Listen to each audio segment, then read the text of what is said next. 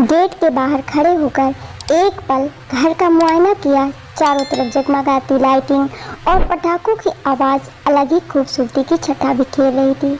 अंदर से आती ढोलकी की आवाज़ और उस पर थिरकते हुए गाने और औरतों की हंसी ठिठोली और फिर मेहमानों का जमावड़ा, क्या कुछ नहीं था। चांदनी ने सब देखा और एक लंबी आह भरी, जैसे किसी जंग के लिए खुद को तैयार कर रही हो। आपी, आप यहाँ क्या कर रही हैं? अंदर नहीं जाना है क्या? निखत ने आते ही सवाल दागा। हाँ, बस चल ही रही हूँ, चांदनी ने सर हिलाकर जवाब दिया। मन का भारीपन चेहरे पर न उभरे, इसलिए चेहरे पर गज भर की हंसी चिपका रखी थी। यूँ भी वो यही तो करती आई थी। अंदर का माहौल देखकर उसे हैरत नहीं हुई।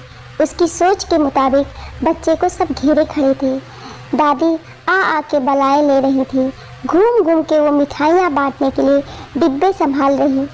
श्री, आखिर खुशी की बात थी कि मिसेज आलम अब दादी बन चुकी थी। सास से एक ओहदा ऊपर बढ़ गई थी, तो खुशी तो लाजमी थी।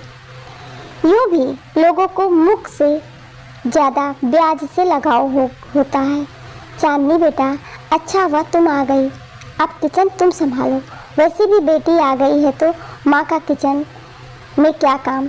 मुझे किस बात की फिक्र? मिसेज आलम अपने अंदाज में ही बल खाती चली गई। पीछे से चांदनी ने फीकी स्माइल दी थी। ऐसा नहीं था कि वो खुश नहीं थी।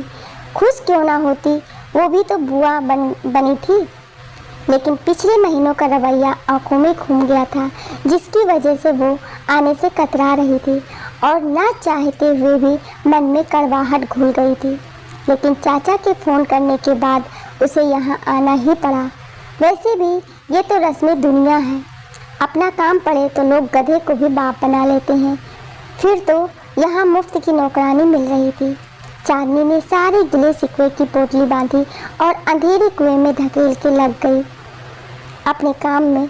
आज बच्चे का नामकरण था, इसलिए वो जल्दी जल्दी हाथ चलाने लगी। यहाँ गिने चुने लोगों को बुलाया गया था, क्योंकि पार्टी बात करनी थी। इसलिए गिन के अभी कुछ 20-25 मेहमान आए थे, जिनमें से अपने खानदान और कुछ करीबी थे। भाभी, आपको पानी ज़्यादा गर्म तो नहीं लग रहा है? अगर गर्म है तो और ठंडा कर दूं?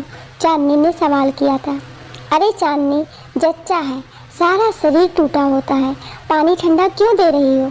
पता है ना इस टाइम कितनी सावधानी रखनी पड़ती है। खैर छोड़ो, ये दुख भी किस्मत वालों को मिलता है, तुम क्या समझोगी? ये पहला कटास था जो चाची के हवाले से आया था और उन्होंने अपने जुमले को अदा करके चांदनी को मातृत्व का एहसास दिलाना जरूरी समझा था। रहने दो भाभी, ये क्या जाने, माँ को ना ये सब पता होता है। माँ बनी होती तब ना जानती कैसे क्या होता है। देख चांदनी, अब मियाँ आए तो खुद को अच्छे डॉक्टर से दिखा लो। भाई, अकेला आदमी कोई आदमी है? मेरी सना बेटी को देखो, शादी के साल भर के अंदर ही बच्चा हो गया। ससुराल वाले पूरी नाज उठाते हैं उसकी, और इस बेचारी को देखो, शादी के 7 साल हो गए लेकिन अब भी गोद सूनी है। बुआ की बातों में चिंता कम और ताना ज़्यादा नज़र आ रहा था। चांदनी का दिल किया कि वो चीख चीख कर कहे, मैंने अपने मन से अपनी गोद सूनी रखी है, या मेरा बच्चा नहीं तो मुझे जीने का अधिकार नहीं है। लेकिन दिल के फफोले दिल में ही रह गए और होठों ने चुप्पी साध ली। उसने वहाँ चुप रहना ही बेहतर समझा। वो किचन से बाहर निकली, लेकिन आंसू शायद रास्ता भूल गए थे, जो आंखों से होते हुए गाल पर जा गिरे। पिछली बार जब घर पर बुलाया था, चाची ने अपनी बहू को उसके पास नहीं आने दिया था। उनका मानना था कि ऐसी हालत में चांदनी की परछाई भी नहीं पड़नी चाहिए। उनकी बहू दुनिया इस निभाते हुए सलाम करके ऐसे गायब हुई थी जैसे गधी के सर से सींग। यूँ तो चाची ने सबको दावत पर बुलाया था, लेकिन चांदनी को ताना देना उन्होंने अपना वहाँ भी अधिकार समझा था। इस बात से चांदनी आहत हुई और सारे रास्ते रोते हुए गई थी, और पहली बार उसने ऊपर वाले से शिकायत अल्फाज निकाले थे। आखिर क्यों? अब वो भी कहाँ सुनने को थे। इसलिए आइंदा वहां न जाने की कसम के साथ वो रवाना हो गई। ट्रिंग ट्रिंग ट्रिंग फोन की बजती धुन ने चांदनी की सोचों के घेरे पर ब्रेक लगाते हुए उसे वर्तमान में पटका और अपनी तरफ उसका ध्यान आकर्षित किया था। चांदनी ने फोन उठाते ही सलाम किया। तभी ऊपर से पहला सवाल दनदनाते हुए आया, ये आंखें लाल क्यों हैं? जिसका जवाब चांदनी ने नींद का बना दिया। लेकिन रेहान भी जानता था ये आंखें न सोने से लाल हैं या रोने से। वक्त की नज़ाकत को देखते हुए उसने अभी कुछ भी पूछना मुनासिब नहीं समझा, इसलिए वो इधर उधर की बातें बनाकर चांदनी को हंसाने की कोशिश में लग गया, जिसमें वो काफ़ी हद तक कामयाब भी हो गया था। आखिर में चांदनी ने काम का बहाना बनाकर फ़ोन रख दिया और अब चेहरे पर मंद मंद मुस्कान भी हो भी क्यों ना, रेहान उसे इतना प्यार जो करता था। अरे क्या हुआ, खाना तैयार हुआ या नहीं? चाची ने किचन में झांकते हुए पूछा। हाँ चाची, हो गया सब। चांदनी ने भी किचन का मुआयना करते हुए कहा। आप सबको बुला लो, तब तक मैं घर से हुआ हूँ, चांदनी ने कहा। अरे कहाँ जा रही हो? सबको खाना कौन खिलाएगा? चाची ने हाथ पकड़ते हुए कहा। पहले जच्चा को निकाल दो खाना, फिर कोई खाएगा, चाची ने हुक्म दिया। ठीक है चाची, निकाल दे रही हूँ, आप रुको 1 मिनट, चांदनी ने खाने की तरफ मुड़ते हुए कहा। अरे नहीं चांदनी, तुम रहने दो, चाची ने चांदनी को हटाते हुए कहा। आमना तुम निकाल दो खाना, तुमको पता है ना जच्चे का खाना कैसे निकालना है, ध्यान से निकालना। चांदनी अब तुम निकल जाओ किचन से, चाची ने एक अदा से हाथ नचाकर कहा, जिस पर जंत रखते हुए भी 2 कतरे चांदनी की आंखों से फिसल ही गए थे। उसे भी समझते देर न लगी कि चाची ने उसे किचन से क्यों निकाला है। मैंने खाना बनाया तब छूट नहीं लगी खाने में, खुद में बड़बड़ाते हुए वो किचन से निकल गई, लेकिन आंखों में आंसुओं की लड़ी सी लग गई, जिसे उसने जैसे तैसे छुपाया था और जाकर एक कोने में बैठ गई। ऐसा ये गम ही नहीं कोई पहचान ले, ऐसा वो कौन है जो दुख मेरा जान ले। ये कहते हुए चांदनी ने आंखें मूंद ली और अपने अतीत में खो गई। चांदनी छत पर बैठी अतीत को याद करने लगी और 7 साल पीछे पहुंच गई। अप्पू ने एक फ़ोटो उसके सामने रखी और दूसरी फ़ोटो हाथ में रखी और बोला, देखकर बताओ कौन सा अच्छा है। चांदनी ने शर्माते हुए कहा, जो आपको अच्छा लगे, और आपसी सहमति से रेहान को पसंद किया गया। चांदनी ने भी सबकी रजामंदी पर मुहर लगा दी। हालांकि चांदनी की अम्मी ने रेहान की मां ना होने पर ऐतराज़ जताया। आखिर मां थी, इसलिए उनका चिंतित होना स्वाभाविक था। चांदनी के पिताजी ने सबसे राय की घर में और चांदनी की अम्मी की बातों पर गौर किया गया। सबने एक राय में बोला, जिसकी मां नहीं होती उसकी शादी नहीं होती क्या? चांदनी के अब्बू ने चांदनी को राय दी कि वो रेहान से बात करे और उसके मन मिजाज को जान ले। आखिर जिंदगी तो दोनों को ही बितानी है। चांदनी ने उनकी बात मान के रेहान से बात की, क्योंकि रेहान विदेश में नौकरी करता था, इसलिए मिलना मुमकिन नहीं था, सो फ़ोन ही एकमात्र सहारा था।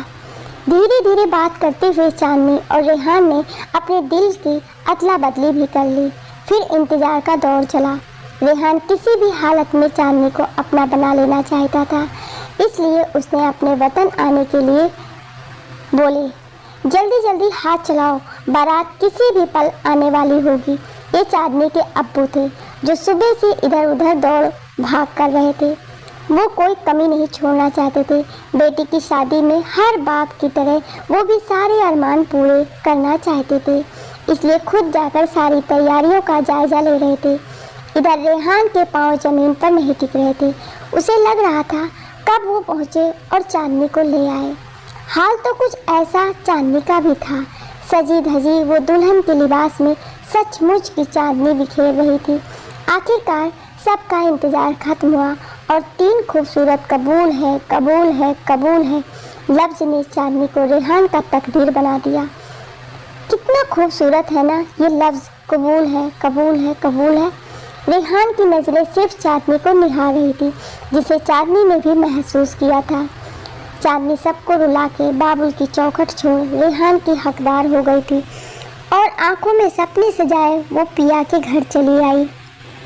रेहान उसका बहुत ख्याल रखता था। घर में उसको सास की थोड़ी कमी जरूर खलती थी, लेकिन रेहान ने उसे बखूबी पूरा कर रखा था। कुल मिलाकर रेहान एक अच्छा पति साबित हुआ। देखते ही देखते शादी के 2 महीने बीत गए। रेहान और चांदनी बहुत खुश थे एक दूसरे का साथ पाकर। कुछ दिनों से चांदनी की तबीयत बहुत ख़राब रह रही थी। उसे टाइफाइड हो गया था, जिसकी वजह से रेहान थोड़ा परेशान रहता था, लेकिन चांदनी उसे समझा देती थी। आखिरकार वो वक्त भी आया जब रेहान के जाने का वक्त हो गया। रेहान जाना नहीं चाहता था और चांदनी की ऐसी हालत में छोड़कर तो बिल्कुल नहीं। सारी रात रेहान और चांदनी की आंखों में बीती। दोनों नहीं चाहते थे इस रात को सुबह बस वक्त यहीं थम जाए, लेकिन वक्त था कि हाथ से रेत की तरह फिसलता जा रहा था। रेहान चांदनी की ढेरों हिदायतें और बातें समझा रहा था। चांदनी की तबीयत खराब देखकर पहले तो सबको लगा कोई खुशखबरी है, लेकिन चांदनी ने ये बात सिरे से खारिज कर दी। अपनी शुरुआती दिनों में रेहान और चांदनी ने तय किया, हम पहले खुद इतना सशक्त बनेंगे ताकि ये जिम्मेदारी उठा सकें। आजकल के परिवेश में बच्चों को अच्छी परवरिश देना बहुत चुनौतीपूर्ण काम था, इसलिए दोनों ने तय किया हमें अभी बच्चा नहीं चाहिए। खैर, रेहान जाने के लिए भारी मन से तैयार हुआ, लेकिन चांदनी को देखकर उसका दिल टूट सा रहा था। ये बात चांदनी भी समझती थी, इसलिए उसने अपने चेहरे पर मुस्कान सजा ली थी ताकि रेहान कमज़ोर ना पड़े। रेहान ने चांदनी के माथे पर किस किया और कहा, अपना ख्याल रखना, सबसे मिलकर रहना। ये कहते हुए वो कमरे से निकल गया। चांदनी बस उसे खुद से दूर होते ताकती रह गई। एक रोटी की खातिर कितने मजबूर हो गए, क्या देश क्या घर बार सबसे दूर हो गए। रेहान के जाने के बाद उसका कई दिनों तक मन नहीं लगा, घर जैसे काटने को दौड़ता था। रेहान का भी कुछ यही हाल था, लेकिन वो अपने दिल को समझाकर चांदनी को कहता, बस कुछ दिन की बात है, ये दिन भी यूं ही निकल जाएंगे। रेहान और चांदनी ने अपनी तरफ से कोई कमी नहीं छोड़ी थी परिवार को जोड़े रखने में, लेकिन रेहान के जाने के कुछ दिन के बाद में सब ने अपने असली रंग दिखाने शुरू कर दिए थे। चांदनी पर पहला कटाक्ष उसकी चाची सास ने ये कहते हुए किया कि उनके खानदान में अभी तक कोई बहू ऐसी नहीं है जिनको इतना समय लगा हो बच्चा होने में। उनका ये जुमला चांदनी को नागवार गुजरा था।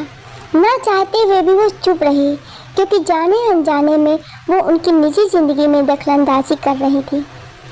अब वो सबसे थोड़ी ना कहती कि हमने अभी बच्चा नहीं करने का सोचा है, सो उसने चुप्पी साधना ही बेहतर समझा। एक दिन तो हद ही हो गई। जब अपनी जिठानी के बच्चे को गोद में उठाया तो उसकी बड़ी जिठानी ने ये कहते हुए बच्चा उसकी गोद से ले लिया कि बच्चे खिलाने का इतना शौक़ है तो खुद का पैदा करो। ये सुनकर चांदनी को ऐसा लगा जैसे उसने बच्चे को उठाकर कोई जुर्म कर दिया है। उस दिन और आज के दिन तक उसने किसी बच्चे को गोद में नहीं उठाया था। उसके दिल में डर बैठ गया था, कहीं कोई उसकी गोद से अपना बच्चा न छीन ले। पहले तो ये बातें उसने रेहान से छुपा के रखी थी, लेकिन धीरे धीरे उनके तालों में इतना होता इजाफा रेहान के कानों से भी जा टकराया था। अब तो हर बात में उसे बाँझ का ताना मिलने लगा था, जिसे याद करके एक सर्द लहर उसके दिल पर बीती थी। तभी निखत ने उसके पास आकर उसकी सोचों पर ब्रेक लगाया। आपी, चलो सबको खाना खिलाओ। चाची चांदनी भारी मन से नीचे आई, बुला रही हैं। दिल का जख्म फिर से ताज़ा हो चुका था, लेकिन फिर भी उसने सारे फंक्शन में अच्छे से भाग लिया और मन की पीड़ा को कुछ देर के लिए दिल में दफन कर दिया था।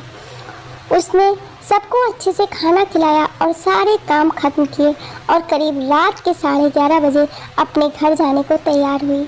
तभी मिसेज आलम ने उसे मिठाई का डिब्बा थमाते हुए ये कहा, चांदनी ध्यान रखना, इस बार ऐसा हो कि ये मिठाई का डिब्बा मुझे वापस मिले। उन्होंने इस अदा से कहा जैसे चांदनी जानबूझकर मां नहीं बन रही है। जाते जाते भी उसके आंखों में आंसुओं की लड़ी लग गई। चांदनी झलकती आंखों के साथ बिस्तर पर आई। ऐसा कोई पहली बार नहीं था। वो अक्सर रात करवट बदलते और रोते गुजारती थी।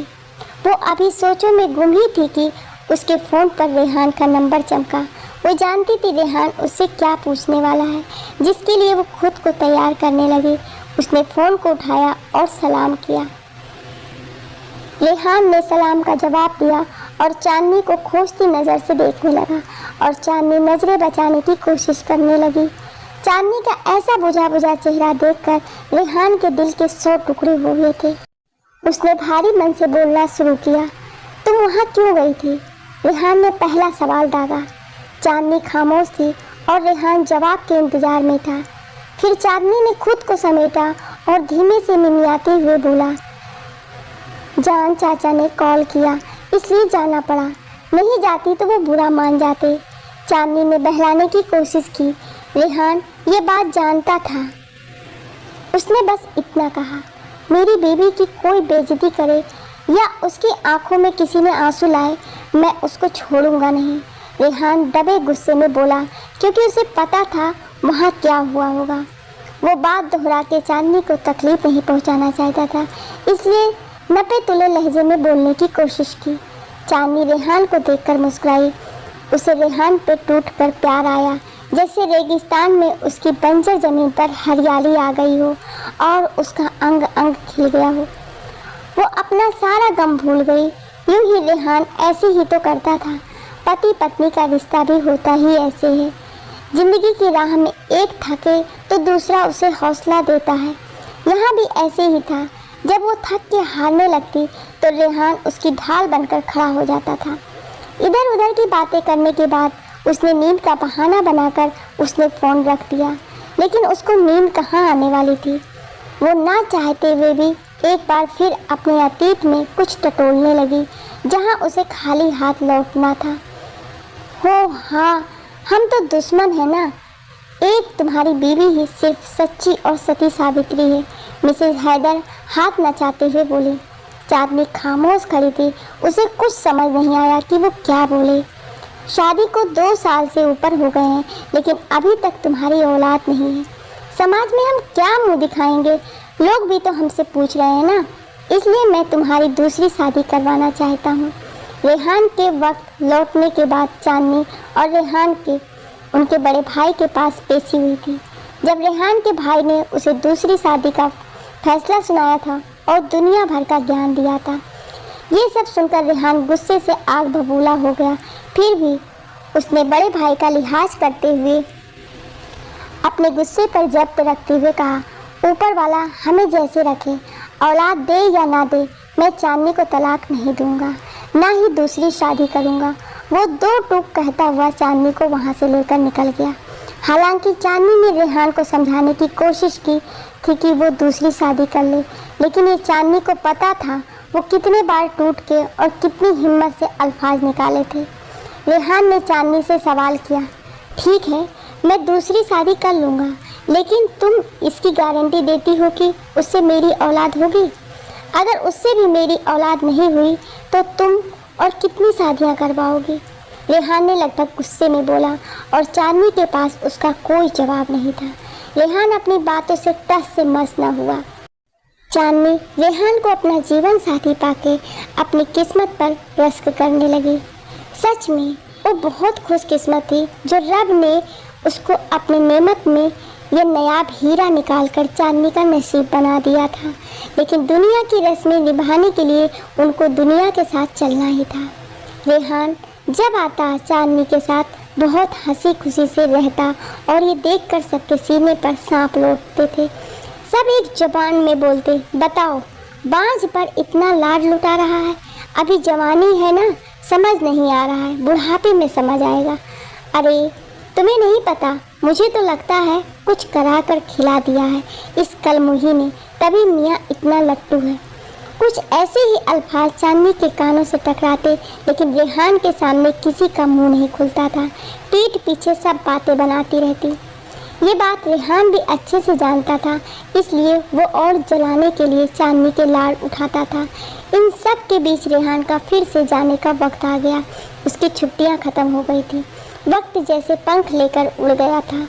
वो जाना नहीं चाहता था, लेकिन भारी मन से फिर उसने चांदनी से विदा ली और चांदनी यहाँ फिर अकेले रह गई। वो जा रहे हैं मेरे पहलू से ऐसे, साथ उनके जान जा रही हो जैसे। रोक लूँ उन्हें दिल की ये फरमाइश है, लेकिन हालातों ने कहा अजब सी ये ख्वाहिश है। उसने पहली बार उम्मीद लगाई थी, लेकिन रब को शायद कुछ और ही मंजूर था, और अपने उम्मीद की किरचिया उसने खुद ही बटोरी थी। इधर रेहान के अब्बा की तबीयत भी खराब रहने लगी। चांदनी पूरे दिल से उनकी और घर वालों की सेवा करती थी, लेकिन उनके रवैये में कोई बदलाव नहीं आया था।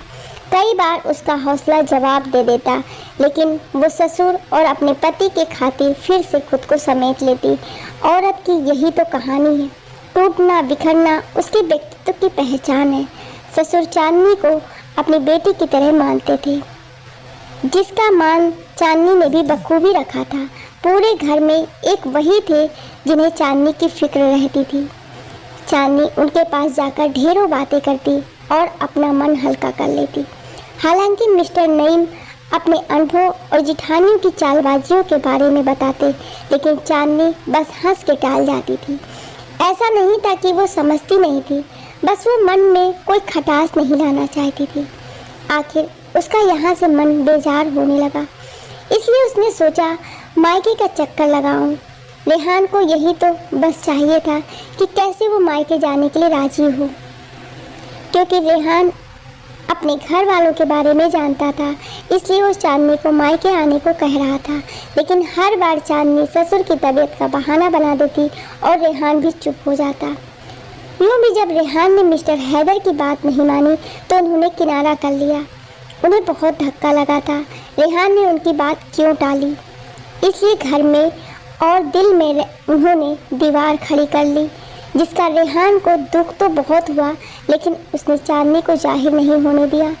चांदनी को मायके आए कुछ 1 महीना हुआ था, लेकिन रेहान नहीं चाहता था वो घर पर जाए, इसलिए उसने बहाना बना रखा था कि मैं आने वाला हूँ, दोनों साथ चलेंगे।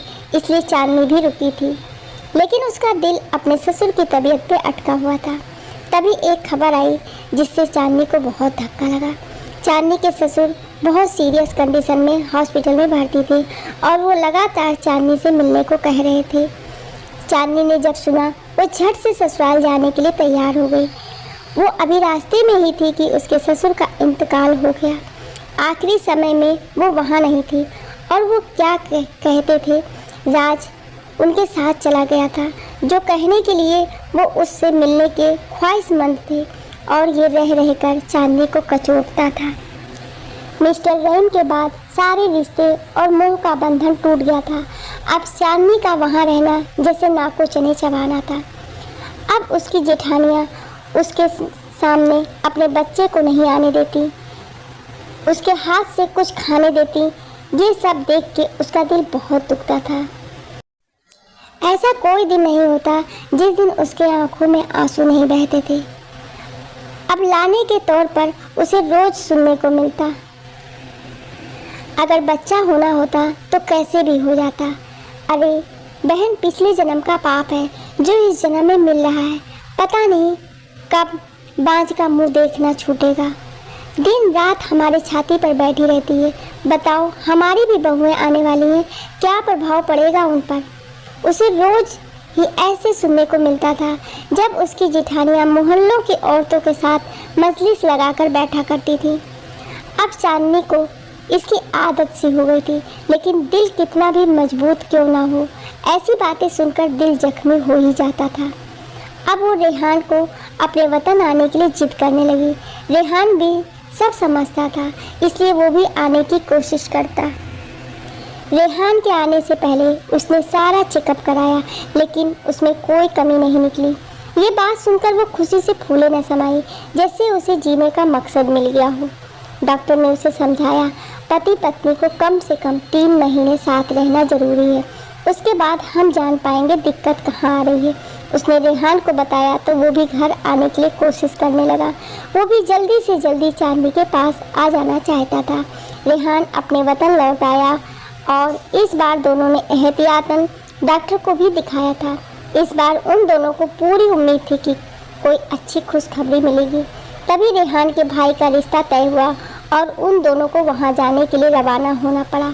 हालांकि चांदनी थोड़ा जाने से हिचकिचा रही थी, वो जाना नहीं चाहती थी, लेकिन वो रेहान का मुंह देखकर जाने के लिए तैयार हुई।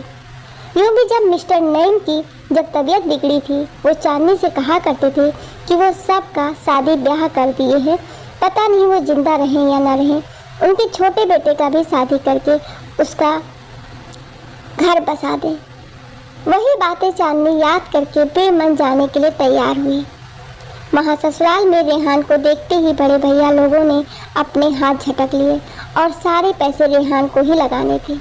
रेहान थोड़ा परेशान हुआ कि उसने कभी शादी ब्याह की जिम्मेदारी नहीं उठाई है, वो कैसे सब करेगा।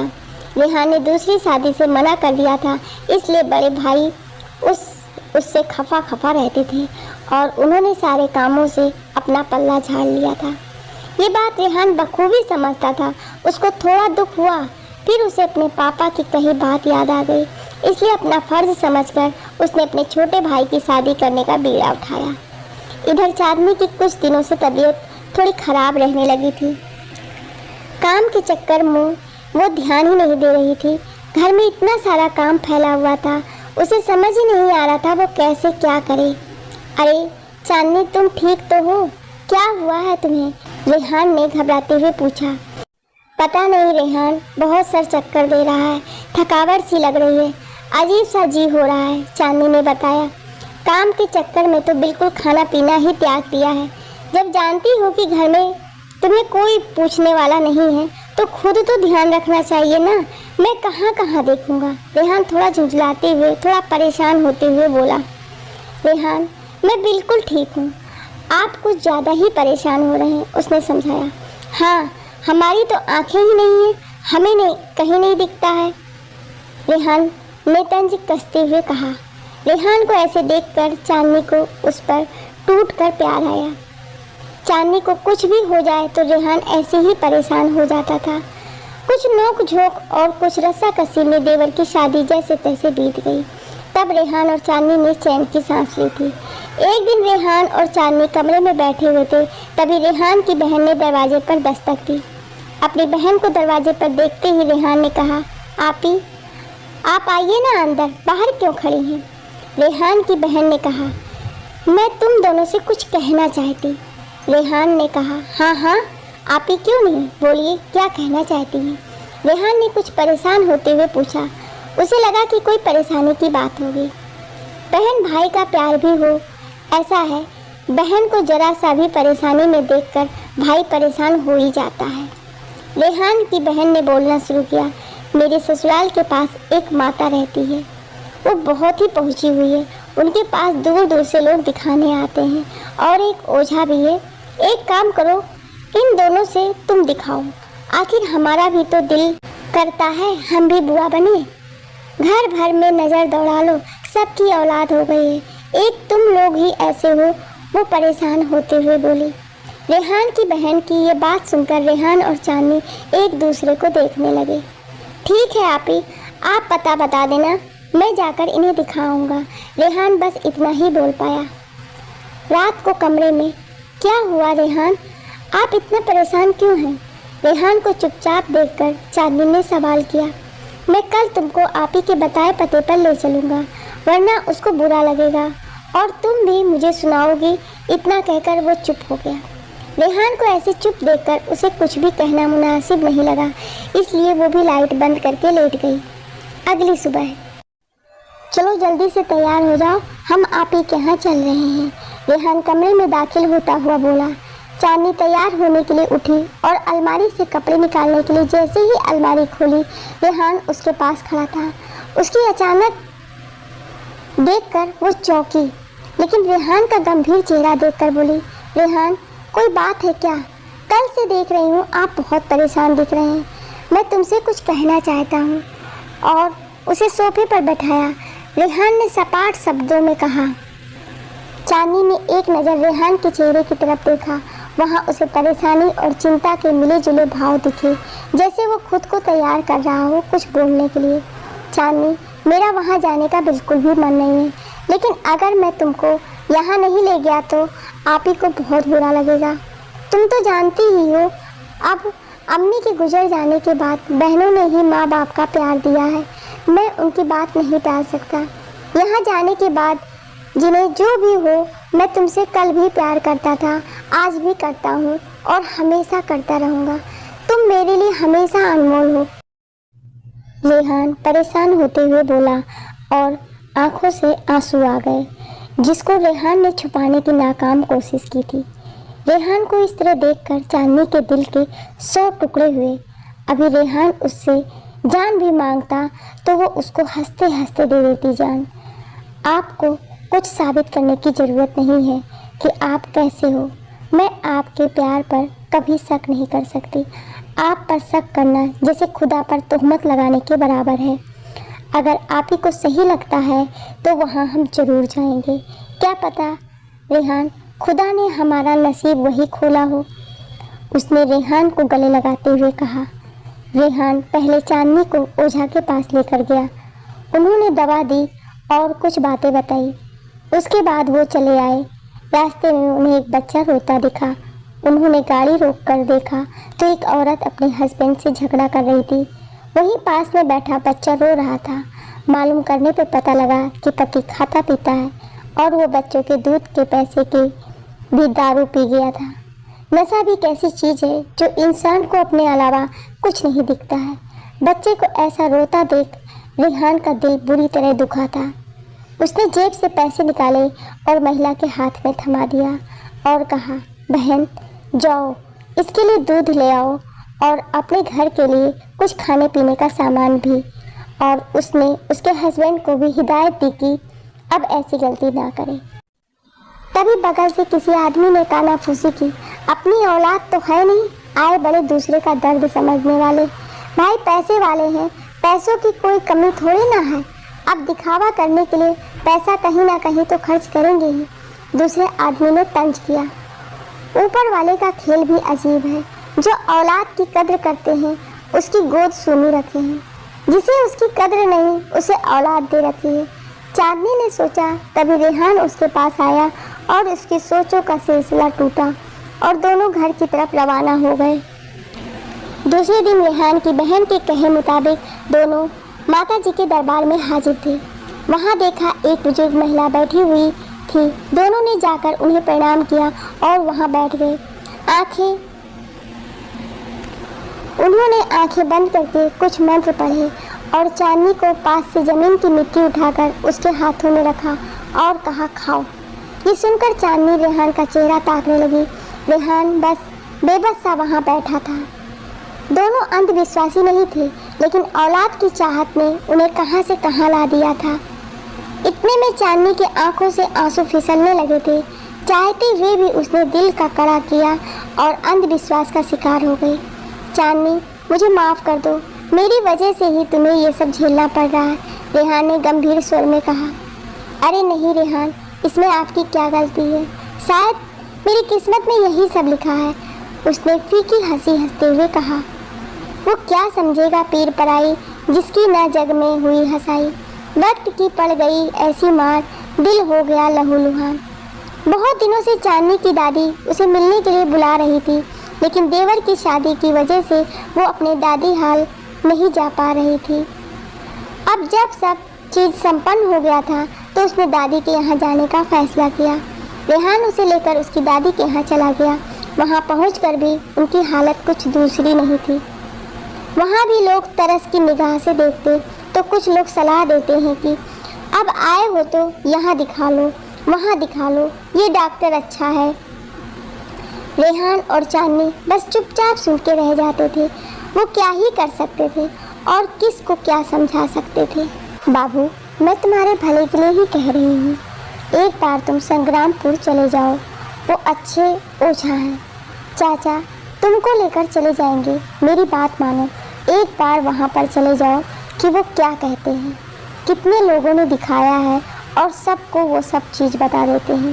रात को दादी ने रेहान और चांदनी से सिफारिश करते हुए कहा, सब कुछ लोगों के बारे में बता देते हैं। क्यों, भगवान है क्या? चांदनी ने मन में सोचा, लेकिन उसके मन की बातें मन में ही रह गई। चांदनी और रेहान ने एक बार फिर एक दूसरे को देखा और फिर दोनों ने दादी की तरफ देखने लगे। दादी इतनी आशा से कह रही थी कि उनको कहना दोनों को ठीक नहीं लगा, इसलिए दोनों ने कहा ठीक है, हम लोग कल सुबह चले जाएंगे। सुबह में जनवरी की कपा देने वाली ठंड में 70 किलोमीटर दूर जाना, वो भी बाइक पर, कोई बच्चों का खेल नहीं था। फिर भी रेहान और चांदनी तैयार हुए और अपने चाचा चाची के साथ वो सफ़र घर चल दिए। चांदनी का दिल बार बार भर आ रहा था कि एक औलाद के लिए वो किस तरीके से इधर उधर भटक रही है, और रब को भी बोलने लगी कि उनको क्या दिखता नहीं है, जिसे औलाद नहीं चाहिए रब उसको देते जाते रहते हैं और वो उसकी कदर नहीं करते। चारों तरफ कोहरा ही कोहरा था, पास का इंसान पास ही नज़र नहीं आ रहा था, उन्हें रास्ता भी दिख नहीं रहा था। रेहान धीरे धीरे बाइक चला रहा था, डर भी लग रहा था कि कहीं कुछ अनहोनी ना हो जाए। कोहरा इतना ज़्यादा था, आसपास कुछ भी दिखाई नहीं दे रहा था। जैसे तैसे वो संग्रामपुर पहुँचे थे। वहाँ पर पहुँचते ही वो ओझा की दुकान पर पहुँचे। वहाँ पर लोगों की पहले से ही भीड़ थी, फिर भी चाचा की पहुँच होने की वजह से इनका नंबर जल्दी आ गया और वो चांदनी को दिखाने लगे। उन्होंने चांदनी को देखा, कुछ मंत्र पढ़े और ताबीज़ दी और उन्होंने कहा कि इसकी कोख बांधी हुई है। ये सब सुनकर चाचा चाची घबरा गए। उन्होंने पूछा, गुरुजी इसकी काट क्या है? उन्होंने कहा कि इसकी काट के लिए 3 महीने तक हर हफ्ते मेरे पास आना होगा, उसके बाद ही मैं कुछ दवाई लिख कर दूँगा। रेहान ने कहा कि 3 महीने? मैं कुछ दिनों में वापस चले जाने वाला हूँ, 3 महीने का मेरे पास वक्त नहीं है। फिर उन्होंने दूसरी जगह बताई और बोला कि वहाँ आप जाओ, वहाँ पर किसी की मज़ार है, वहाँ पर जियारत करके आओ। रेहान उठा और चांदनी को वहाँ ले जाने लगा। हालांकि वो जाना नहीं चाहता था, लेकिन चांदनी के चाचा और चाची के आग्रह पर वहाँ ले जाने के लिए तैयार हो गया। कुछ 5-10 मिनट के बाद वो उस जगह पर पहुँचे थे। मज़ार के नाम पर वहाँ मिट्टी का ऊंचा ढेर बना हुआ था, वहाँ पर कोई भी नहीं था। चाची उसको वहाँ पर ले गई। उन्होंने सर झुकाने को कहा। चांदनी यहाँ भी फपक कर रो देने पड़ी। ये किसकी मज़ार है, कैसे वो ये करेगी? वहाँ भी सर झुकाकर ओझा के दिए मंत्रों को पढ़ना था। चांदनी सोचने लगी कि रब उसकी कैसी परीक्षा ले रहा है। ये कैसा अंधविश्वास है जिसका 2 हिस्सा बनने जा रही है। ये सोचकर चांदनी की आंखों से आंसू फिसल के उसके गालों को चूम रहे थे। रेहान ये दूर से बेबस खड़ा सब देख रहा था। जगह थोड़ी सुनसान थी, अकेले जाने में डर लग रहा था, फिर भी वो वहाँ पर बैठकर मंत्र पढ़ने के लिए तैयार हो गई। चांदनी को ऐसे बदहवास हालत में देखकर रेहान के सब्र का बांध टूट गया। उसने चांदनी का हाथ पकड़ा और वहाँ से खींच लाया और कहा, औलाद हो या ना हो, अब बस बहुत हुआ। मैं अब तुमको और अंधविश्वास के चक्कर में नहीं पड़ने दूंगा, चलो मेरे साथ। ये कहता हुआ रेहान वहाँ से उसको ले आया।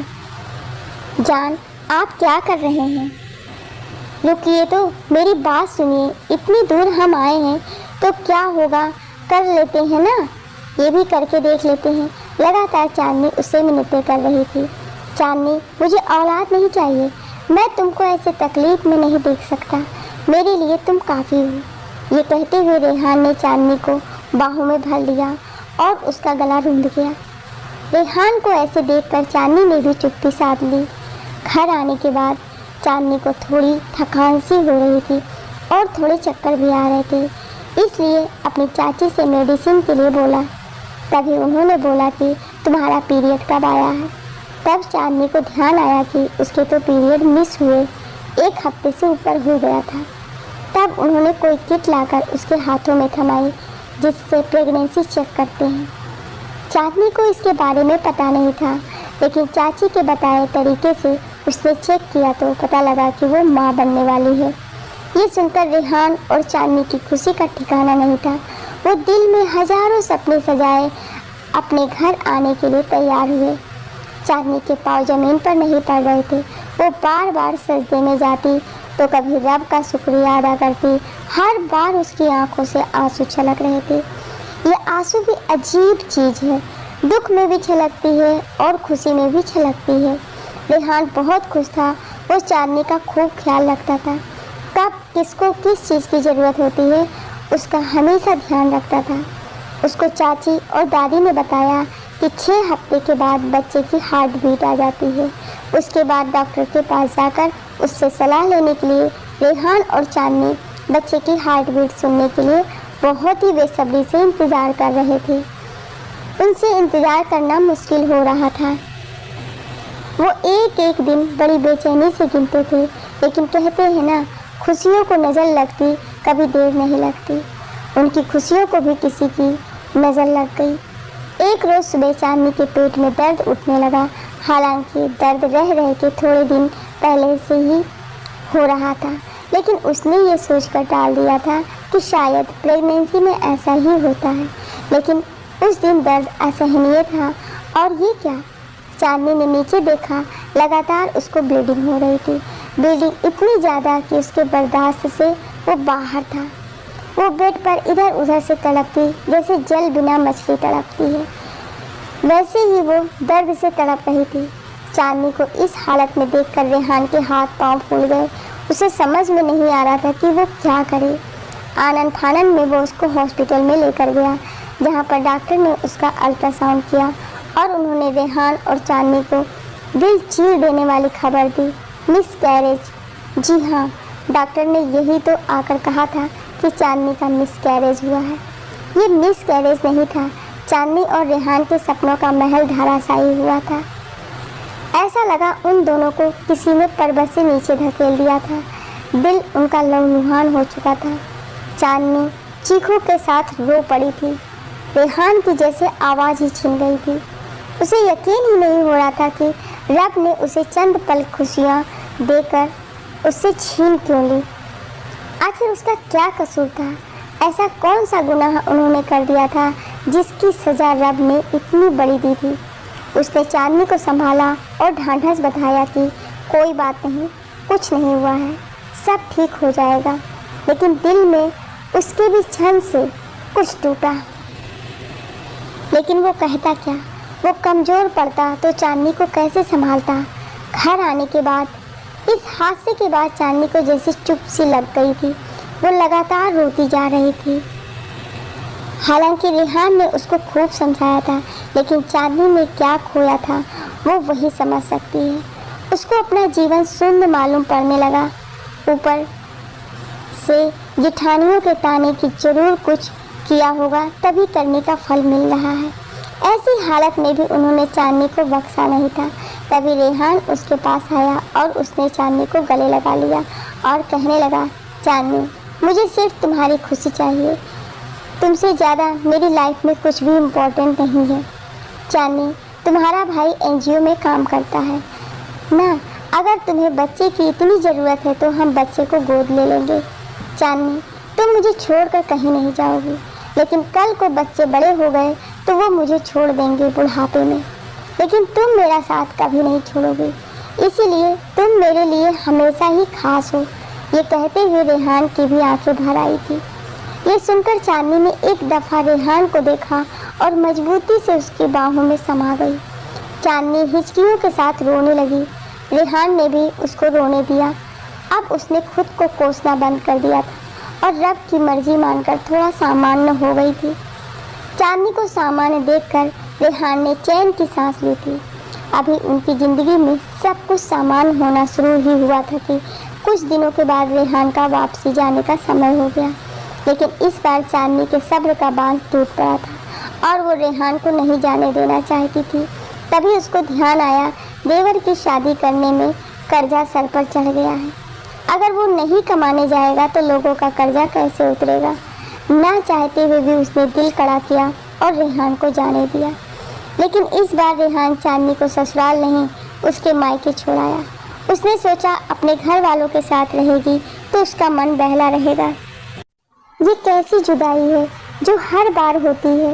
ये कैसी कसमकस है जो मेरे साथ रहती है? तू बेबस वहाँ रहता है, मैं तन्हाई यहाँ सहती हूँ। ना तू कुछ बोल पाता है, ना मैं ही कुछ कह पाती। रेहान ने उसको यहाँ छोड़ तो दिया था, लेकिन यहाँ भी चांदनी की हालत कुछ सुधरी नहीं थी। हाँ, इतनी तसल्ली थी कि उसके मायके वालों ने उसे कहा था ना कि कोई एहसास होने दिया था, कुछ नहीं। लेकिन बाहर वाले अब उसके साथ एक नया ताना और जुड़ गया था। जब पति इतना प्यार करने वाला है और सब सही है तो मायके में क्यों पड़ी है? ये सुनते ही हजारों दर्द उसके चेहरे पर उभर आते थे।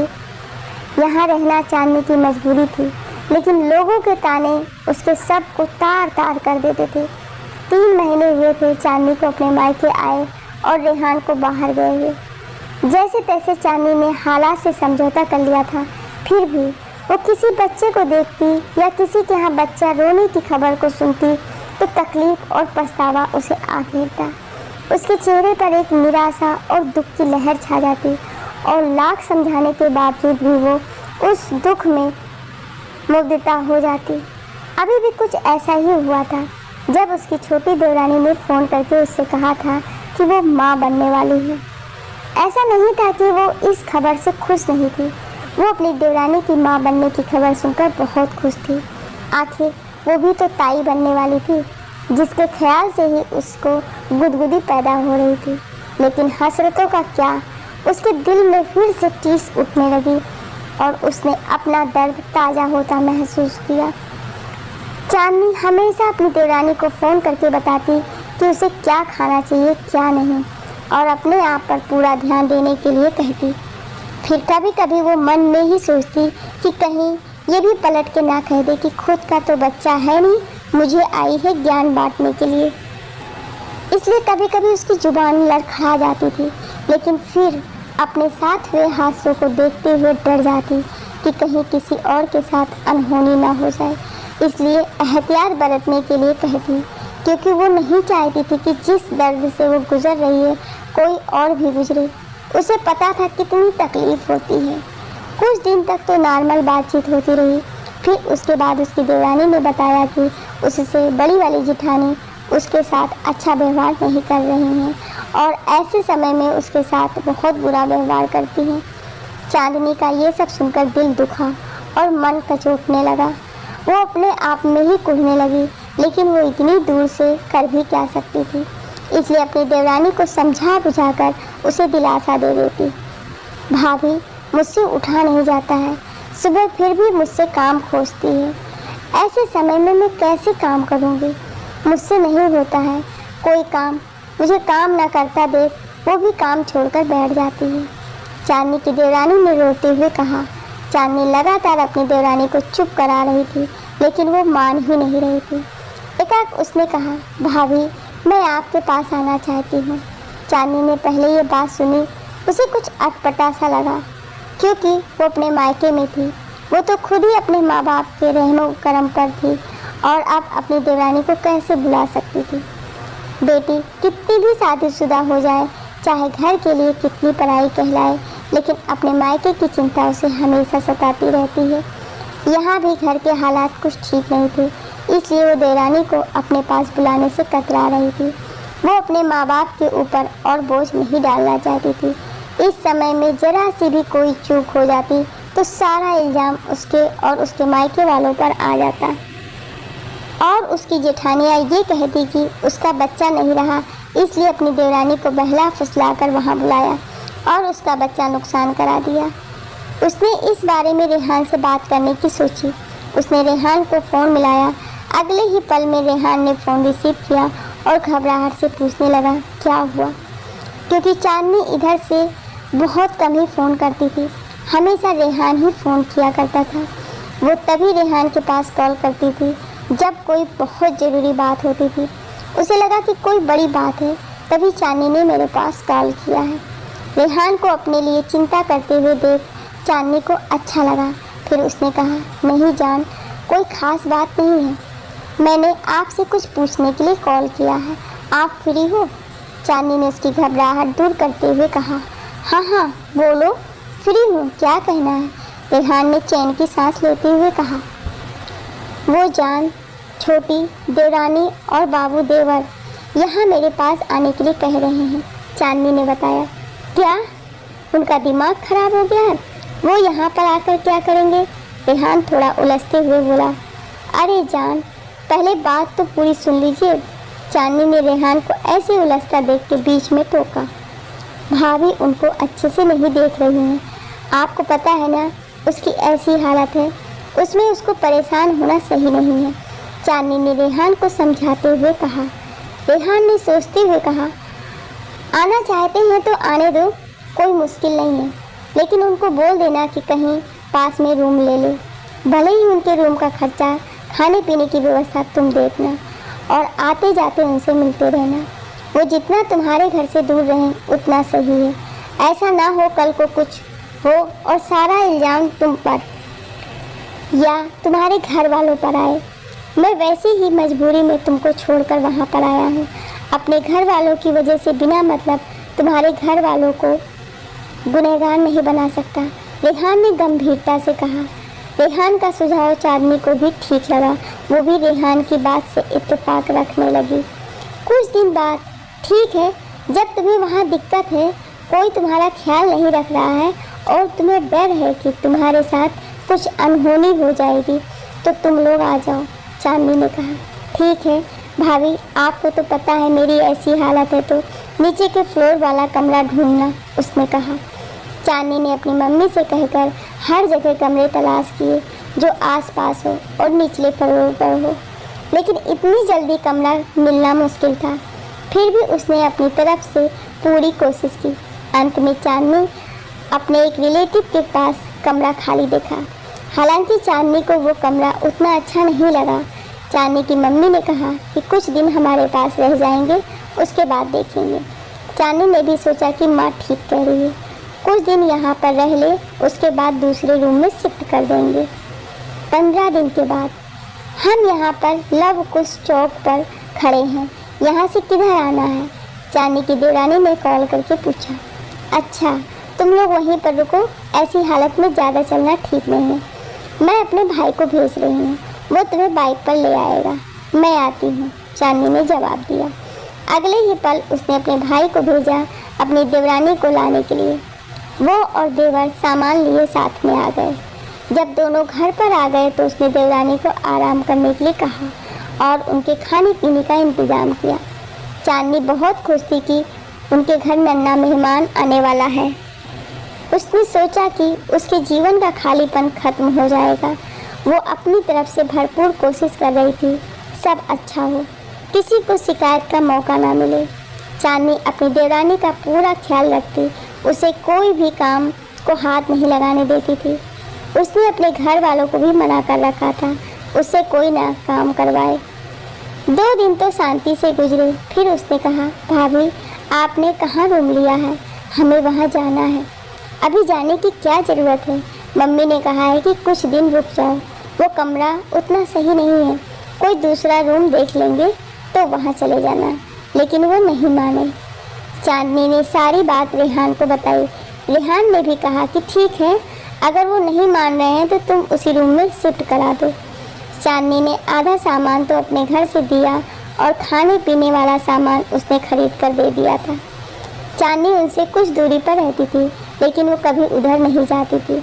उसे अच्छा नहीं लगता था कि किसी की प्राइवेसी को भंग करे। हर इंसान की अपनी प्राइवेसी होती है जिसमें वो किसी की दखलंदाजी बर्दाश्त नहीं करता।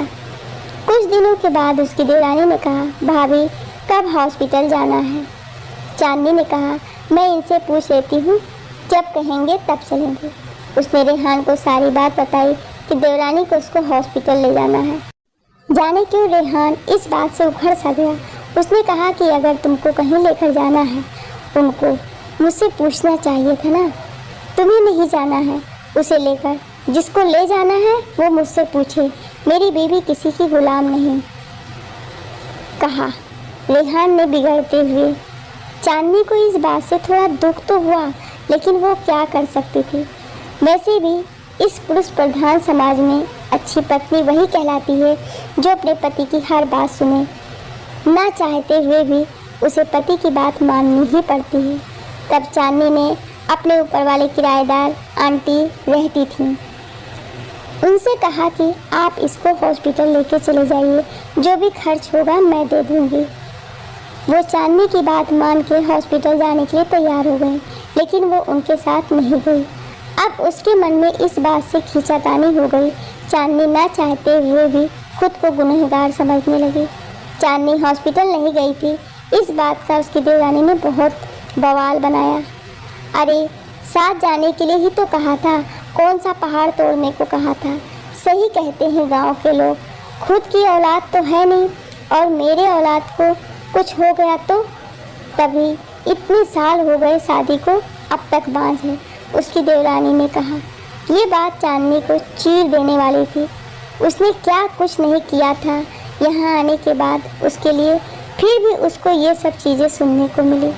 एक पल में उसका सारा किया धरा मिट्टी हो गया, उसका सारा वजूद चकनाचूर होकर रह गया। इंसान किसी से उम्मीदें लगाता है अपनी खुशियों की, लेकिन भूल जाता है मांगी हुई खुशियों से किसका भला होता है। इन सारी बातों से चांदनी को बहुत धक्का लगा। उसे समझ में नहीं आ रहा था कि किसको दोष दे, अपनी किस्मत को, पति को या खुद को। आखिर उसने क्या बिगाड़ा था जो हर बार उसे जिल्लत उठानी पड़ती है? क्यों उसको हर जगह ऐसे ताने सुनने को मिलते थे? उसकी औलाद नहीं है तो इसमें उसका क्या दोष है? ये कोई बाजार में मिलने वाली चीज़ है क्या जो वो खरीद के ले आए? ऐसे ही तमाम सोचों के साथ वो रात भर रोती रही और अब उसकी हिम्मत नहीं हुई कि अब देवरानी के लिए कुछ करे। उसके बाद उसकी देवरानी ने चांदनी पर 1000 तोहमत लगाई और उसके दामन में एक और दाग लगा दिया कि हमारे बच्चे को वो मारना चाहती है, उससे हमारी औलाद देखी नहीं जा रही। और कितनी देगा सजा ये खुदा, अब तो बख्श भी दे। ऐसा कौन सा गुनाह हुआ मुझसे जो तेरे दर पे इसकी माफ़ी नहीं है। चांदनी सिसकते हुए बस ये सोचती रह गई, आखिर उसका कसूर क्या है। चांदनी की देवरानी के जाने के बाद भी चांदनी की मुसीबतें कम नहीं हुई थी। उसकी देवरानी ने जाते जाते उसके दामन पर दाग लगाया ही था, साथ ही ऐसी तोहमत भी लगाई थी जिसको बर्दाश्त करना चांदनी के बस में नहीं था। उसकी देवरानी की बातों ने चांदनी को अंदर से तोड़ कर रखा था। वो हर पल सोचती कि एक अजन्मे बच्चे को मारे, वो इतनी भी गिरी हुई नहीं थी। मेरी अपनी औलाद नहीं है, ये खुदा की मर्जी है। मैं किसी को जीवन दे नहीं सकती तो उसका जीवन ले कैसे सकती हूँ। वो फूट फूट कर रो दी। उसके दुखों में एक और टीस जुड़ गई थी। उसका बस नहीं चल रहा था कि वो क्या करे और कैसे समझाए कि मैंने ये पाप करना तो दूर सोचा भी नहीं था। मैंने तो सोचा था कि उस बच्चे के आने के बाद मेरे जीवन में थोड़ी खुशियाँ आएंगी, लेकिन जैसा हुआ मैंने वो तो नहीं सोचा था। चांदनी की देवरानी अपने गांव पहुंच गई और वहां जाने के बाद उसने चांदनी को आड़े हाथों लिया था। सही कह रही हूँ चाची, वो मेरे बच्चे को मारना चाहती थी। ऊपर से तो देखने में बड़ी शरीफ लगती है, लेकिन अंदर की एकदम घुन्नी है। मुझे नहीं पता था कि वो ऐसी है। अगर मुझे पता होता तो मैं उनके पास जाती ही नहीं। मैं भोली यही समझती थी कि वो मेरी अपनी है। चांदनी की देवरानी ने औरतों के सामने तेसुए बहाते हुए चांदनी के बारे में लंबा चौड़ा बयान दिया। चुप हो जाओ बहन, आजकल के ज़माने में यही तो है, अपनी रोटी भी छुपाकर खानी पड़ती है। कोई किसी का सुख देखने वाला नहीं है। बताओ, अपनी औलाद है नहीं तो दूसरे की औलाद के साथ ऐसा करेगी? इसीलिए तो ऊपर वाला उसकी अब तक गोद सूनी रखा है। पैसा ही सब कुछ नहीं होता, इतना पति प्यार करता ही है, पैसा कमाता ही है, तब भी गोद सूनी की सूनी है। उनमें से एक औरत ने तंज कसते हुए कहा था। चांदनी ससुराल से लेकर मायके तक उसकी थू थू हो रही थी। चांदनी की देवरानी ने पूरी हाय तौबा मचा रखी थी, सो अलग। इन सब से चांदनी बहुत टूट गई थी। किसी ने उससे पूछने तक की जहमत नहीं की थी। जिसकी सज़ा उनको दी जा रही है उसने वो जुर्म किया भी है या नहीं। उसने इतना मानसिक दबाव ले लिया था कि उसको नर्वस ब्रेकडाउन हो गया और वो एक शाम ऐसे ही बेहोश हो गई। आनन फानन में उसके घर वाले उसको हॉस्पिटल ले गए, जहाँ से वो कोमा में चली गई। जब डॉक्टर से पूछा गया कि क्या बात है, तब डॉक्टर ने बताया कि आगे के 24 घंटे बहुत महत्वपूर्ण हैं। अगर इनको 24 घंटे में होश नहीं आया तो फिर उसके बाद हमें पता नहीं ये कब तक कोमा में रहेगी, 2 साल, 5 साल, 10 साल या आजीवन। डॉक्टर ने धमाका किया। इस बात का इल्म जब रेहान को हुआ तो इसका दिमाग एकदम सुन्न हो गया, जैसे वो अपने होशो हवास खो बैठा। बदहवासी में वो फौरन एयरपोर्ट की तरफ भागा। एयरपोर्ट से वो सीधा हॉस्पिटल आया था। हॉस्पिटल में आते ही आईसीयू में चांदनी को मशीनों में जकड़ा देखकर उसका दिल पूरी तरह टूटा था। अपने समाज में मर्द को किसी के सामने रोने की इजाज़त नहीं है, लेकिन चांदनी को ऐसे देखकर रेहान बच्चों की तरह फूट फूट कर रोया था। उसने शिकायती अल्फाज निकाले, खुदा तूने ये कैसा समाज बना दिया जहाँ पर किसी को लोग चैन से जीने तक नहीं देते। रेहान का बस नहीं चल रहा था, जैसे वो पूरी दुनिया में आग लगा दे। उसने अपने मन में सोचा कि एक बार बस चांदनी ठीक हो जाए, फिर मैं घर वालों से भी निपट लूँगा। उसकी रातें आज आईसीयू के बाहर टहलते हुए कभी मित्र से बात करते हुए गुजर रही थी। ये 24 घंटे उसे जन्म की तरह लग रहे थे। समय थम सा गया था, वो जैसे आगे बढ़ने का नाम ही नहीं ले रहा था। रेहान को ऐसी हालत में देखकर किसी का भी दिल हलक में आ रहा था। कोई अपने गुमान में भी नहीं सोच रहा था कि अगर चांदनी को कुछ हो गया तो हम रेहान को कैसे संभालेंगे। सारे इसी उधेड़-बुन में लगे हुए थे। तब शायद रेहान की हालत पर ऊपर वाले को थोड़ा रहम आ गया था। नर्स ने आकर खबर दी कि मरीज को होश आ गया है, और उसको होश में आता देख डॉक्टर सारे उसकी तरफ भागे थे। कुछ घंटों की तहकीकात के बाद चांदनी को नॉर्मल वार्ड में शिफ्ट कर दिया गया और रेहान को इजाज़त दी गई चांदनी से मिलने के लिए। साथ ही ये हिदायत दी गई थी कि उन्हें कोई भी ऐसी बात ना कही जाए जिससे उनको कोई सदमा लगे या दुख पहुँचे। तुमने तो मुझे डरा कर रख दिया था, तुम्हें एक बार भी मेरे पर तरस नहीं आया? तुम्हें खोकर मैं कैसे जीऊँगा?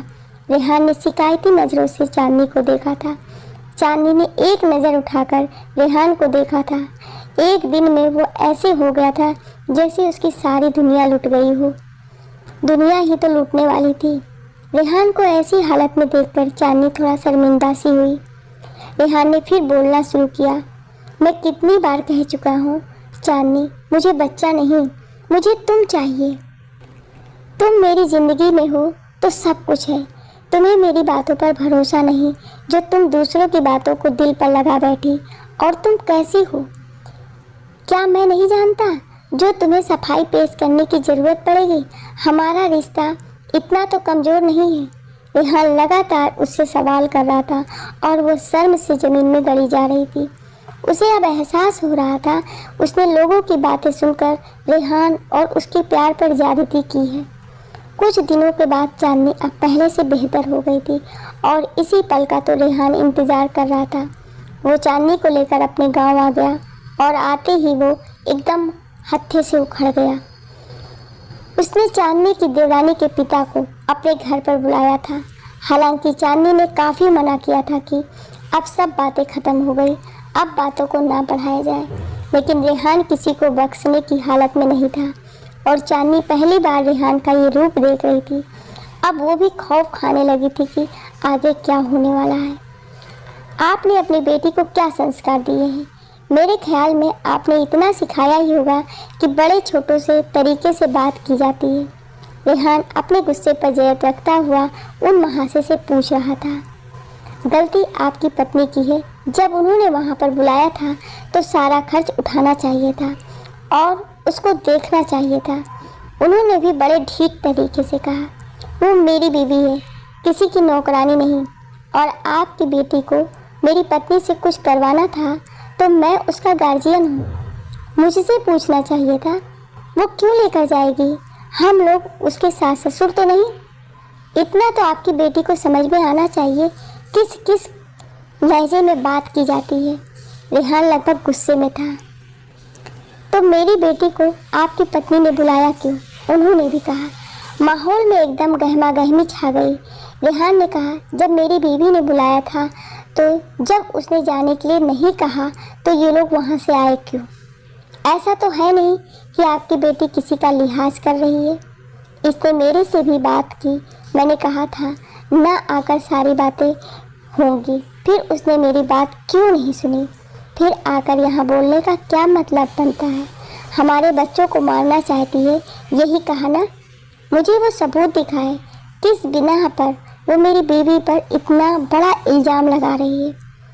हमारी औलाद नहीं है तो क्या हम जीने का हक नहीं है? और औलाद नहीं है या है? इस मैटर में बोलने वाले आप या आपकी बेटी होती कौन है? रेहान ने गुस्से से बोला। आखिरकार 2 घंटे के आरोप प्रत्यारोप के बाद मामला शांत हुआ और चांदनी की देवरानी ने अपनी गलती मानते हुए सबसे माफ़ी मांगी। वही रात कमरे में, जान आपको ऐसे बात नहीं करनी चाहिए थी। देखिए ना कितनी बात बढ़ गई थी। चांदनी ने चिंता जताते हुए कहा, जैसा बोलेंगे वैसा सुनेंगे और सुनाना भी जरूरी था।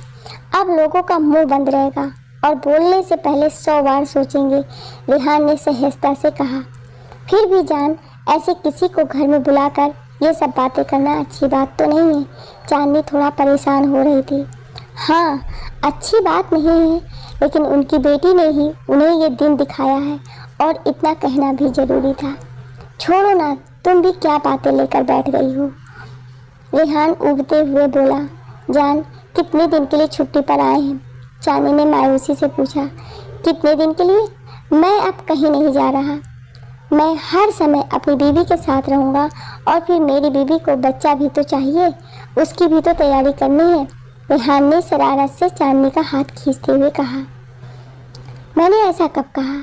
चांदनी शर्मा के रेहान की बाहों में धत मैं सिमट गई। जब हम सिमट के आपकी बाहों में आ गए, लाखों हसीन ख्वाब निगाहों में आ गए।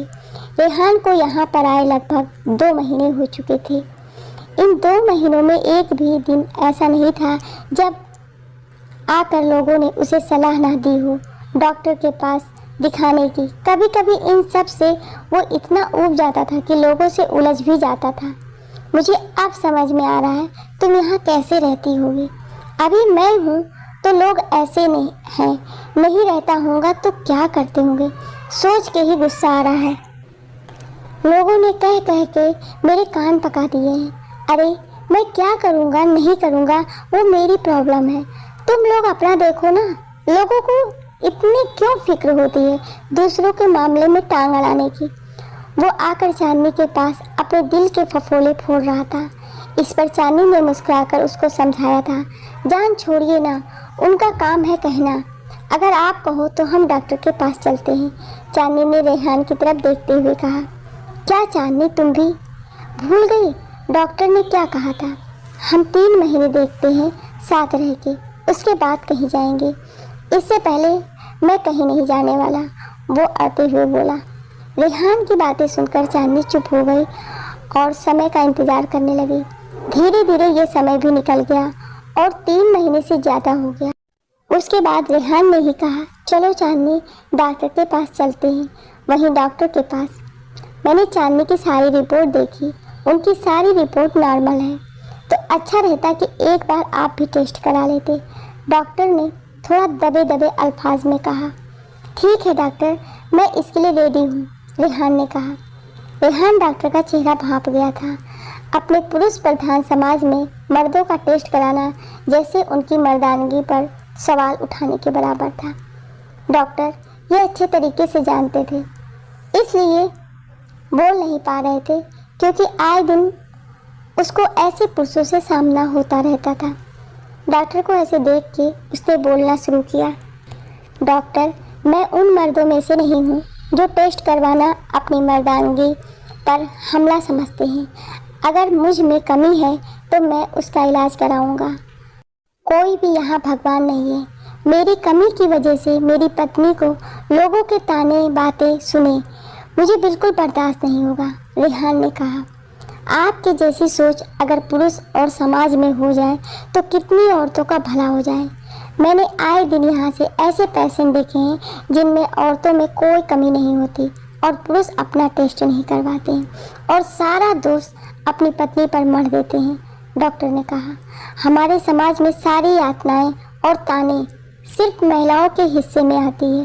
पुरुषों को तो जैसे जन्म से ही सर्टिफिकेट मिला हुआ है कि सारी कमियां औरतों में ही होगी। मर्दों को जैसे क्लीन चिट मिली हुई है। विज्ञान ने इतनी तरक्की की है तो हर चीज़ का इलाज अपने विज्ञान में संभव है। जितनी भूमिका महिलाओं की ही है उतनी ही भूमिका पुरुषों की होती है एक बच्चा पैदा करने में, डॉक्टर ने समझाते हुए कहा। चांदनी मन ही मन ऊपर वाले का शुक्रिया अदा करती और रेहान के लाखों बलाएं लेती। वो समाज के बाकी पुरुषों से एकदम अलग था। रिपोर्ट आने के बाद, देखिए मैंने आपकी सारी रिपोर्ट स्टडी की है। आप में थोड़ी कमी है जिसकी वजह से बच्चा होने में प्रॉब्लम हो रही है, और हो भी गया तो मिसकैरेज होने के ज़्यादा चांसेस हैं। इसलिए मैं कुछ दवाएं लिख रही हूँ, आप खाइए। उसके बाद उम्मीद करते हैं हमें पॉजिटिव रिजल्ट मिलेगा। डॉक्टर ने रेहान को दवाई की पर्ची देते हुए कहा। ठीक है, कोई बात नहीं डॉक्टर, आप ही उस दिन बता रहे थे कि हमारे विज्ञान ने इतनी तरक्की कर ली है कि हर चीज़ का इलाज संभव है। रेहान ने पर्ची थामते हुए कहा। बिल्कुल रेहान जी, अपने विज्ञान ने इतनी तरक्की तो कर ही ली है कि वो लगभग हर इलाज करने में सक्षम है। फिर भी लोग अंधविश्वास के चक्कर में पड़ते हैं और इन्हीं की वजह से बाबा और मौलवियों की चांदी हो रही है, डॉक्टर ने अफसोस जताते हुए कहा। ये बात सुनकर रेहान ने नजरें झुका ली थी, क्योंकि कुछ समय पहले जाने अनजाने में वो भी इस अंधविश्वास का शिकार हुआ था। 1 महीने बाद, चांदनी तुम ठीक तो हो ना? क्या हुआ है? चेहरा बिल्कुल पीला पड़ते जा रहा है, तुम ठीक तो हो ना? रेहान ने चिंता जताते हुए कहा। चांदनी ने हाथों में किट दिखाते हुए कहा, ये देखिए। रेहान नासमझी से किट को देखता है। क्या है इसमें? उसने हैरानी से पूछा। जान मुबारक हो, आप बाप बनने वाले हैं। चांदनी रेहान की तरफ देखते हुए चहकी। सच में? रेहान खुशी से झूम उठा। चलो तुम जल्दी तैयार हो जाओ, हमें डॉक्टर के पास जाना है। मैं पिछली बार वाली गलती नहीं करना चाहता हूँ। वो बिना देर किए चांदनी को डॉक्टर के पास ले गया और अगले ही पल वो डॉक्टर के पास मौजूद थे। इस बार चांदनी और रेहान ने डॉक्टर के सारे निर्देशों का पालन किया था। डॉक्टर ने सारे चेकअप और दवाइयाँ समय समय पर लेने को कही थी। रेहान एक पल भी चांदनी को अपनी नज़रों से दूर नहीं करता था। वो चांदनी का सारा काम अपनी निगरानी में करता था। चांदनी को कोई काम नहीं करने देता था और जितना हो सके उसे रेस्ट करने को बोलता था। वो कभी कभी इतना बेताब हो जाता था कि वो बस अब वो अपने बच्चे को गोद में ही ले ले। चांदनी उसकी ये बेताबी देखती और खुश होती। वो और चांदनी एक अलग ही दुनिया में थे। रेहान हमेशा बेटे की ख्वाहिश करता और चांदनी हमेशा बेटे की। इस बात पर दोनों की हल्की फुल्की प्यार भरी नोक-झोंक भी होती थी, जिसे देख के जेठानियों के कलेजे पर सांप लौटते थे। वो रेहान के सामने तो नहीं, लेकिन उसकी गैर मौजूदगी में कानाफूसी शुरू कर देती थी। बताओ, यही एक माँ बनी है। हम तो जैसे माँ बनी ही नहीं है। सर पर बिठा के रखा है इस डायन को। कुछ ऐसे ही शब्द उसकी जेठानियाँ उसके लिए निकालती थी, लेकिन अब इन सब बातों से चांदनी को कोई फर्क नहीं पड़ता था। कुछ दिन बाद हॉस्पिटल में आज चांदनी को लेबर पेन शुरू हुआ था, इसलिए उसे हॉस्पिटल में लेकर आए थे। रेहान बाहर बेचैनियों से टहल रहा था। उसे चांदनी और बच्चे की बहुत फिक्र हो रही थी। सच में माँ की ममता का गुणगान तो सब लोग करते हैं, लेकिन जो हॉस्पिटल के बाहर चक्कर काटते रहता है उसकी परेशानियाँ दबी रह जाती हैं। कुछ घंटे की मिन्नतें और इंतज़ार का सिलसिला आखिरकार ख़त्म हुआ। अब रेहान के कानों में वो खबर पड़ी जिसके लिए उसके कान तरस गए थे। थोड़ी देर बाद नर्स ने खबर दी, मुबारक हो, आप बाप बन गए हैं। लड़का हुआ है, वो भी जुड़वा, नर्स ने कहा। रेहान ये खबर सुन के खुशी से झूम उठा और अपने जेब से पैसे निकाल के नर्स के हाथ में रख दिए और कहा, लीजिए, पूरे हॉस्पिटल में मिठाई बंटवा दीजिए। उसने चांदनी के बारे में पूछा। नर्स ने बताया कि चांदनी बिल्कुल ठीक है और दूसरे ही पल वो चांदनी से मिलने के लिए भागा। वो इंतज़ार नहीं कर पा रहा था। कमरे में जाते ही उसने चांदनी से पूछा, कैसी हो? चांदनी ने कहा, ठीक है, और अपने बच्चे की तरफ इशारा किया। रेहान ने बच्चों को गोद में उठाया और उनके कान में अजान दी। उसके बाद उसने चांदनी से कहा, तुम्हारा बहुत बहुत शुक्रिया, तुमने मुझे इतनी बड़ी खुशी दी। साथ ही उसने अपने रब का भी शुक्रिया अदा किया। तेरी रहमतों से मुझे कब इनकार है मेरे खुदा, तू जब भी देता है अपने बंदों को उसकी औकात से बढ़कर देता है। धीरे धीरे कमरे में सारे रिश्तेदारों का हुजूम आ गया और मुबारकबाद का सिलसिला चलने लगा। आते ही सब पार्टी की डिमांड करने लगे। रेहान ने कहा, पार्टी तो ऐसी दूंगा पूरा गांव देखेगा। इसके साथ उन लोगों का मुंह लटक गया जो रेहान और चांदनी को खुश देखना नहीं चाहते थे। सबको ऐसे खुश देखकर चांदनी ने आंखें बंद कर ली और दिल ही दिल में रब का शुक्रिया अदा किया। आखिरकार उसे सबका फल मिल ही गया था। जाते जाते एक सवाल तो मैं भी करना चाहूँगी, किसी के दाम्पत्य के जीवन में दाग लगाना क्या उचित है? हम कैसे समाज में जी रहे हैं? किसी की कमियों का उपहास करते हैं और उसे ताना देते हैं। जाने ये कब मानसिकता हमारे समाज से जाएगी। मैंने समाज की बुराइयों को उजागर करने का बस एक छोटा सा प्रयास किया है। लिखने और बोलने में कोई त्रुटि हुई हो उसके लिए क्षमा प्रार्थी हूँ।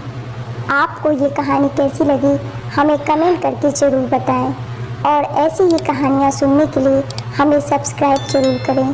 Thank you.